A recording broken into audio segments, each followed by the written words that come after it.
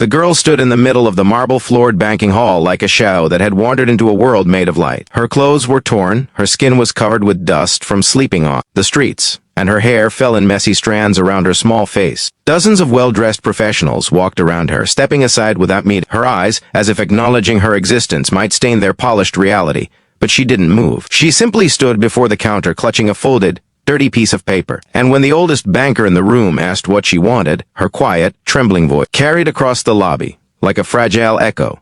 "I just want to see my balance." The millionaire beside the counter burst out laughing loud, careless, dismissive, because to him, the idea of a homeless child having a bank balance was a joke worth entertainment. That laughter was the spark that changed everything about to unfold. If you believe in kindness, second chances, and the power of compassion, make sure to like, comment, share, and subscribe. It helps this channel reach more hearts around the world. Her name was Aria, a 13-year-old girl who had been wandering the streets of Chicago for nearly a year. Life hadn't always been this way for her. She once had a home filled with warmth, a father who worked construction jobs, and a mother who sang gospel hymns while cooking dinner. But the accident that took her parents happened so suddenly that her entire existence collapsed like a house with no foundation. She was bounced between relatives who didn't want the burden, and foster homes where she felt invisible. Eventually, she chose the streets over living where she wasn't wanted. What she held that day, a crumpled bank slip with a faded account number, was the only thing left from her parents, found inside an old shoebox she carried everywhere. She didn't know if the account had anything in it. She only knew that it was hers, and it was the last connection she had to the life she lost. The millionaire standing near her, Mr. Preston Hale, was one of Chicago's most powerful real estate investors. He had walked into the bank with his assistant, laughing loudly about a six-figure deal he closed that morning. When he saw the girl approaching the counter, he whispered something sarcastic to his assistant, and the two chuckled as if witnessing a spectacle. People like Aria were the type he believed brought down the aesthetics of the city he worked so hard to sculpt. But even as he smirked, something inside him registered the strange stillness in her eyes, an exhaustion far too heavy for someone so young. Aria didn't flinch at their laughter. It wasn't the first time adults mocked her. It wasn't the first time the world treated her like something stained and unwanted. She simply handed the wrinkled slip to the banker, a woman named Monica, who had paused, unsure how to respond. Monica had seen countless customers, but never a child with such hollow determination in her gaze. She asked Aria if she had identification, and Aria shook her head. Everything she once owned, every school paper, every photograph, every certificate was gone. She explained that the account belonged to her parents, and she had found the slip just a week earlier. All around them, people had begun to stare. Phones buzzed, documents clicked. The millionaire's laughter once again filled the echoing hall as he leaned on the counter, smirking as if waiting for the punchline.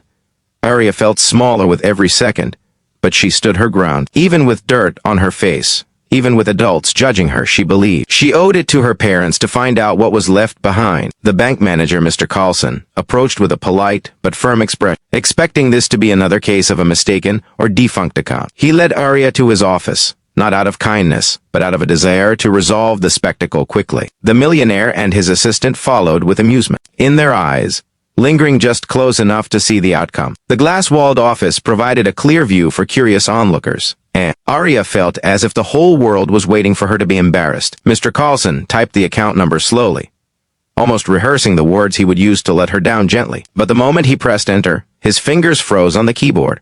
His brows lowered. He leaned forward as if trying to confirm his eyes weren't playing tricks on him.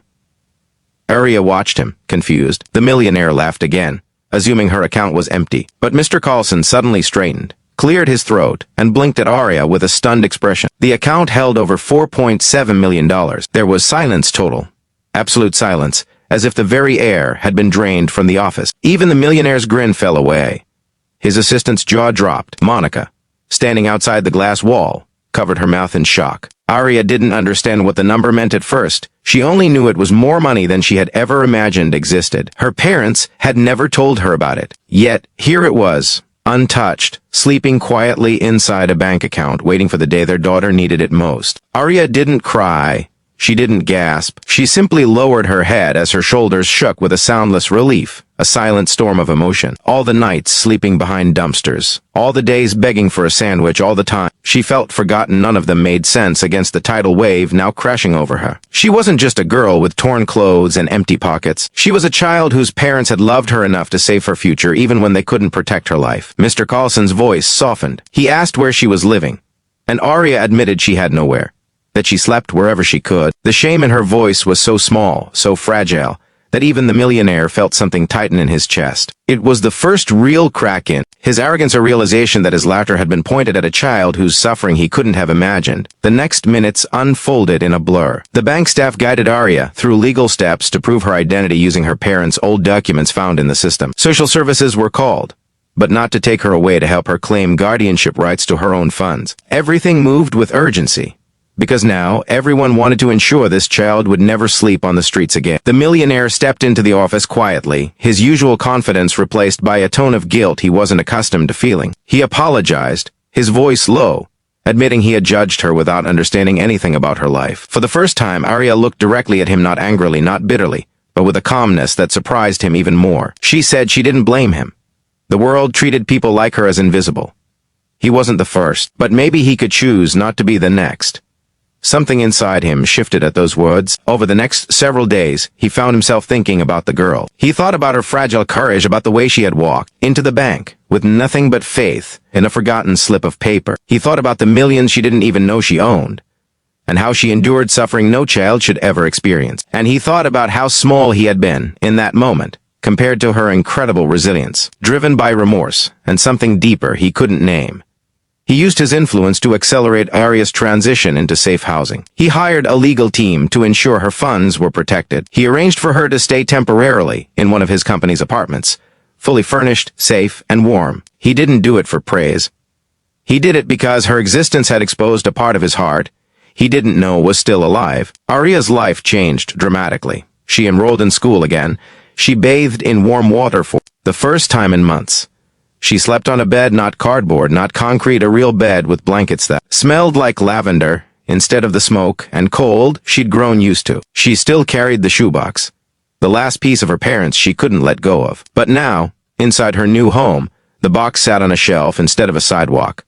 Months passed, and Aria flourished. Her hair grew long and healthy, her cheeks filled with color, and her smile soft, rare, and beautiful returned. The millionaire, Preston Hale, visited often. Not as a savior, not as a benefactor, but as someone learning how to be human in ways he'd forgotten.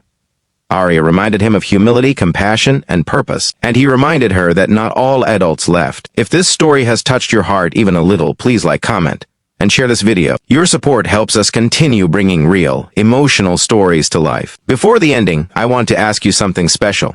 Would you have helped Aria if you saw her that day? Comment below. In the years that followed, Aria built a future that honored her parents' sacrifice. She used part of her inheritance to create a foundation for homeless youth, giving others the chance she almost never found. Preston became one of her strongest allies, contributing resources, mentorship, and the shoulder of a man who had once laughed at her pain and had been transformed by the truth behind her eyes. Looking back, Aria often said the moment that saved her wasn't seeing the millions in her account. It was the moment she realized she was seen not as a burden, not as a stray shadow in the corner of a busy hall, but as a human being with worth. That day in the bank didn't just reveal her balance. It restored her hope. It rebuilt her identity. It reminded her that miracles sometimes hide inside the smallest, most forgotten pieces of paper. And in the end, the millionaire who laughed became the man who learned that wealth is measured not in numbers but in compassion. And the girl who wanted only to see her balance discovered a future far richer than she ever imagined.